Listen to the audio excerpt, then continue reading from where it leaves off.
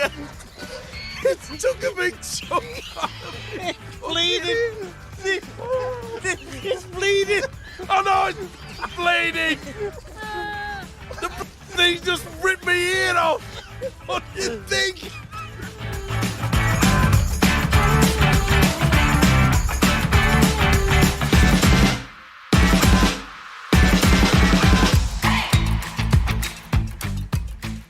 Hello, everyone, and welcome along again to Eddie and Stevo, the podcast. Thanks for taking the time out to join us. We have another half hour or so of honest rugby league chat on the way. So let's get started and join Stevo, who's live with us now from Australia. Good to hear from you again, Stevo, because people are always interested in your views. And can we break with tradition this week? I want to start with a great game that I watched at the weekend from Australia's NRL. It was the Broncos and the Gold Coast. Broncos 22-0 down. They looked dead and buried. What a comeback. They came back and won the match. Yeah, amazing. And I must say that Walters is very, very pleased indeed because the media have got into him like you would not believe, saying that he can't coach, he can't do this and he can't do that. And talk about what he must have said at halftime. Certainly worked. I hope he's canned it and uses it at every halftime speech. It was an amazing comeback. Well, it was. I mean, they conceded 3 tries in 15 minutes. They took a shot of him in the stand. He looked like he'd lost a quid and found a penny. He looked in a right mess. But then they came back, the Broncos. They scored 3 tries in a quarter of an hour and they turned round level. It was one of the best games I've ever seen in the NRL, Stevo. It really was. Yeah, it was. It was exciting. Look, that's what we want in any sport. And rugby league can produce that sort of thing, to fight back. We saw it with the New Zealand Warriors a couple of weeks ago, to see things like that. Because, let's face it, the media jump onto a lot of things which is negative. But then when you get a fight back like that, it's good that the media say, well, yeah, it was good. But there's always something hanging behind the door. And the fact that Walters has struggled, and let's face it, we have to agree, he has struggled not getting through to the players. There is rumours now, Adam Reynolds, once again, Souths have refused to give him a long-term contract. Cronulla are saying that they are the favourites. And now Brisbane Broncos have said Adam Reynolds wants to come to Brisbane and have alongside him, guess who? Wayne Bennett. Now, they've got a new CEO there, and Dave Donaghy is his name, and he's vowed to keep the vultures away because the Broncos, over the past few years, they have allowed lots of young players to go to other clubs. And Donaghy has said quite strongly that has to stop. And he also admitted what a great idea it would be to bring Wayne Bennett back into the fold. Will it happen? Who knows? Well, they certainly seem to need something because the fall from grace in the last couple of seasons has been dramatic, hasn't it? The Broncos have been world leaders. Let's be fair. Fantastic club, wonderful record. But just lately, they've dropped off the perch a bit, haven't they? Well, they have. I mean, one of their youngsters is a lad called Sam Walker. They shed him. They said that his future is as a fullback. He signs for the Roosters, and the last 2 games, Sam Walker has been absolutely sensational. The 18-year-old new kid on the block has just guided the Roosters around the park like he'd been playing first grade for 5 or 6 years. Now, the wonderful thing about it, Eddie, is that he was born in Leeds. So, in effect, this new super kid could actually be selected to play for England in the World Cup. Will it happen? Who knows? Huddersfield are off the mark at a 14-13 win against the Rhinos. A drop goal from Lee Gaskell, 15 seconds from time, won it. But at least they've got the win, Stevo, the Giants at last. They certainly do. And remember, they had a bit of a bad record, didn't they, the Giants, with losing out so many games by that single point. So it's nice to see that it's coming around. And I think it's nice that they've got their first win. They were struggling, but it's like everything. When you bring in a new coach, new players, sometimes it takes a while for them to settle in. They actually edged ahead Leeds. Liam Sutcliffe's one-pointer went in off the crossbar. And then 60 seconds later on, Adam Caesar levelled it with another drop goal, this time for Huddersfield. This match would have had you smiling from ear to ear. Then Gaskell from 30 yards out, he popped one over to the relief of Ian Watson. He said he's relieved to get the points on board, but he said he thought it was going to be one of those days when Sutcliffe's drop goal hit the bar and went in. Yeah, you've got to look at it that way. I mean, he's been put under a lot of pressure. It's an amazing thing, this modern style of rugby league as we know it now, is that we seem to be getting more and more exposure by the media. And it appears to me that sometimes the media want to get the knife in the back of coaches and players every week.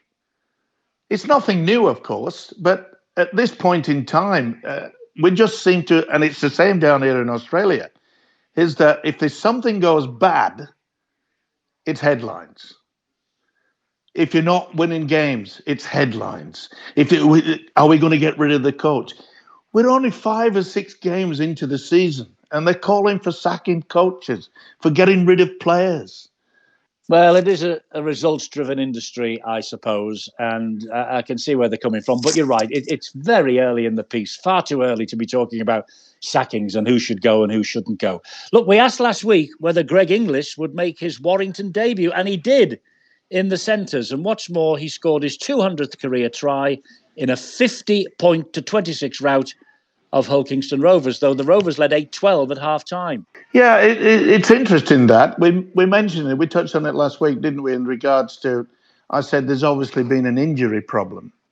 And even English has come out after the game and said, well, you know, I got on there and I scored a try, but there's still more to come.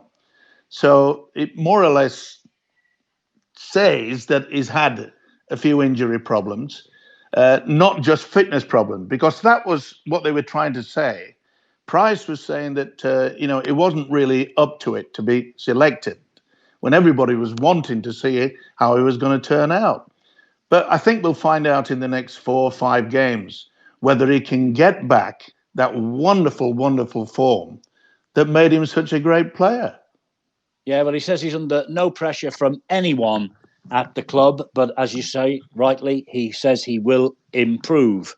Wigan 16, Hull 14. Now, I thought this was a great game, but sadly, it was overshadowed by an alleged racist remark from Tony Clubb aimed at Andre Savelio of Hull. And it's sad that it came on the weekend when all the sports in this country, they decided to black out their social media outlets. Well, there's no excuse. In this day and age, I'm afraid we just cannot put up with this. And I have to say, I'm glad that it has come out into the open. Because if people just ignore it and what's said out on the field of play, in the past, a lot of people say, oh, well, it's just frustration, etc., and so forth. It's not the thing to do.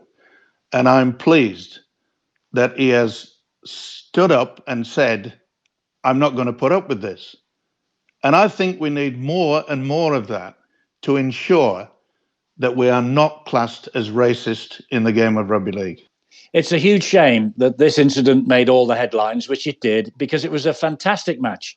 And it was billed as Hardaker against Connor. 2 men, of course, vying for England recognition. Hardaker, I think, came out on top this time. Connor sin-binned and subsequently banned for a high tackle on Hardaker. And at times, he showed a little bit of petulance, which detracts from his game, because he is a star. He certainly is. And obviously, he can play anywhere in that 3-quarter line. But he does want to try to get on the England squad as the fullback. He's a tremendous player. But you can't have that petulance. You can't take it forward and say that England, let's hope they do, get into the final of the World Cup. And Connor, he has got every right to be selected to play for England because he's a great player. And in the final few minutes, he just loses control of his emotions, may say something to a player or to the referee, and give the opposition a chance to kick a goal, and you lose the World Cup. So he has to make sure that he can control his emotions, because it's under a lot of pressure when you play for your country. And you've got to make sure that not only are you fit, you've got to be able to take and keep your emotions under control. What's it like out there in the middle when you're getting battered and bruised? Because you're in a fight for 80 minutes, aren't you? You're in a fight for survival for 80 minutes, let's be fair. How do you keep a lid on those emotions? Eddie, the difference between those people and the other people, the other players in any sport, are the ones that become champions, are the ones that win, because they can keep their emotions, because they don't let the team down by doing something stupid, a high shot or give away a penalty that loses the game. And if you look at the great players in any sport, they are the people that can handle that. Going back to the Jake Connor business, he's now been banned. So too has Brad Fash. I don't think they've got a front rower available for the cup tie against Wigan this weekend. Hull are in a spot of bother, aren't they, for the cup tie, the Challenge Cup? Yeah, it's not going to help them, is it? The leaders of the pack, they've got to be the front row. You've got to determine, you've got to make sure that you are the boss. You get in over the 25-meter line, you get into a good position. That's when the three quarters can take over. But before that, you have to develop the strength. And it's going to be difficult for them with so many injuries in the forwards. It is. Wigan, you never know. They'll be in the semi-finals again. But Brett Hodgson and Hull might have something to say. Castleford, back to winning ways at Salford. But Salford showed signs of improvement. They only trailed by 2 points at half-time. Yeah, I think that Salford is slowly and surely understanding the new coach. It's not going to be easy for them because they've lost quite a few of their star players as well. And I think that Castleford, I have to say that, McShane, boy, he was in outstanding form. He realises he wants that number 9 jersey for England in the World Cup. And I would be surprised if he did not have that jersey when it comes out, when the World Cup later this year. He deserves it. He's playing well. He really is playing well. But the most important thing for the Tigers is they got back and they got back on the horse with a win. Lee went down bravely as well, didn't they? Only a 10-point margin against St Helens. Christian Wolff, the Saints coach, saying ill discipline from his men and lack of ball security. It wasn't good. He wants a big improvement in the cup tie against Huddersfield this weekend. Yeah, it is every right to sort of look at his own side and that, but let's not be a little bit too critical about the Lee side, because maybe the Saints coach might look at the video replay and say, a lot of those mistakes that I'm putting down to my Saints players maybe came about because of the good solid defence getting into the face from Lee. Look, we all know it's going to be a difficult season for Lee, and they're odds on to finish at the bottom and get relegated. We all knew that before a ball was kicked, mainly due to the fact that they only got 50% finance to buy players.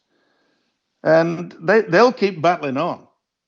I have a lot of friends who live in that area and support the Lee outfit. And they are stubborn. They'll keep at it. And they'll have the moments of glory. I still think they'll finish at the bottom of the league table, but they will come up with some surprise results. Maybe 3, maybe 4. Who knows? I hope they do. Well, they've got to, because Catalan were big winners at Wakefield. So now only Wakefield Trinity and the Lee Centurions. They're the only two now without a point so far this season, 5 rounds in. We were saying a week or two ago, Salford against Lee could be the 4-pointer. Wakefield against Lee, when they meet, relegation dogfights. What do you think? Odds on. You've got to say that these are the games where the coaches will be wanting to produce their best form.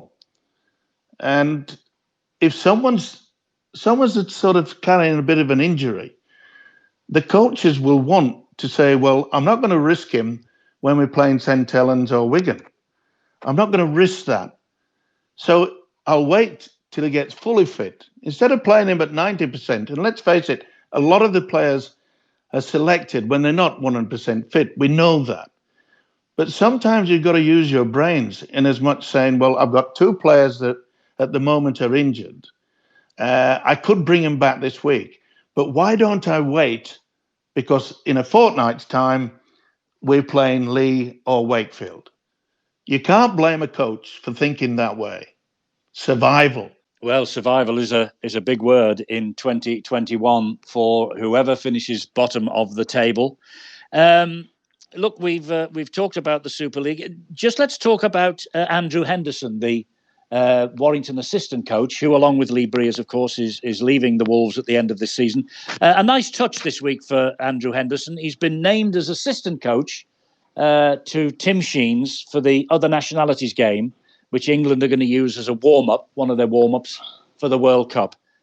He says he's honoured. He's honoured to be taking this role on, Andrew.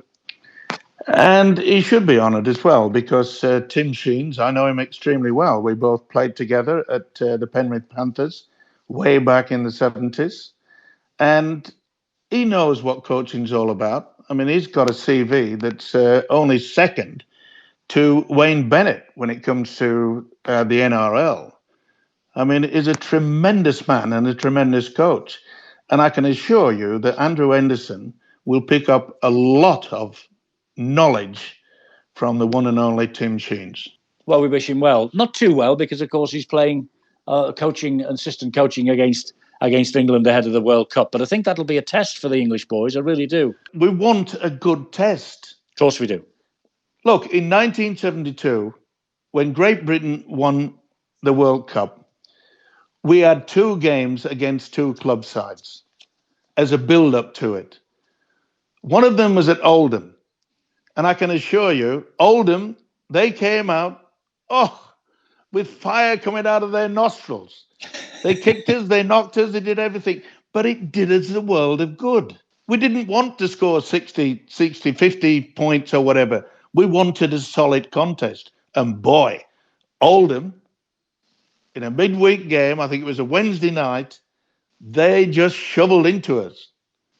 We didn't like it, but it helped us. It helped us realise this World Cup's not going to be easy. Look, we started this week in Australia. We're going to end in Australia. What other news is dominating the headlines down there? Sam Burgess has been in a bit of bother, hasn't he? He certainly has, and he's been spared a conviction today. He pleaded guilty for drug driving and driving an unregistered car. Now, he's been in rehab for 4 weeks, and the results are very, very promising. He's been fined just over $1,000. But the amazing thing about it is that, have a guess how many traffic offences in the past is previous traffic offences. Have a guess, Eddie, how many? What, for like speeding or jumping a light or something like that? Yep. Have a guess. 4, 5? Try 32. You're joking. 32. Wow. And he's still driving to this day? Yes, they haven't banned him. Not banned? No. He's been spared a conviction, so he's not got a criminal record. It's a traffic offence over here. But 32, it does raise the eyebrow somewhat, doesn't it? Just a little bit. Flipping heck. I don't know. Any other hot gossip, Stevo? Well, it's just been announced that George Williams, the Canberra Raiders, is homesick and he wants to go back to England. Now, the Raiders have made it quite clear that they want him to stay for his full contract, which is next season as well. And they have said to him that they were quite happy to fly the family from UK out to Australia to just keep him playing with the side. That's a great gesture. It is a great gesture, but he's homesick. So I wonder if that means he's homesick to get back to Wigan. And with the news that Jackson Hastings is going back to Australia, I wonder if the two are connected. Well, you never know. It's just rumours at this point in time. But George Williams has not hit the high spots as he did last season. He was tremendous last year. And maybe it's the situation where it is finding it difficult away from the family. It's not easy. It's not easy to go down to Australia and think that, you'll settle in. The captain's challenge. It's going to be used in the World Cup. That's going to be interesting. And talking of the World Cup, the two Johns brothers, Andrew and Matty, along with Sonny Bill Williams, have made it quite clear that they would like to coach the Samoan Rugby League at the World Cup this year. Wow. And not only that, they said they don't want paying for it. They will do it for nothing, which has hit the headlines here. Now, I'm not so sure that Matt Parrish, who is the current Samoan coach, will be impressed by all this. I doubt it. I doubt it. But within the last couple of hours, the Samoan Rugby League president, Tagaloa Su'a, has said that Parrish will be the coach for the World Cup campaign. End of story. End of story. End of podcast. Thanks for being there, Stevo. Great to talk to you. See you next week. Take care.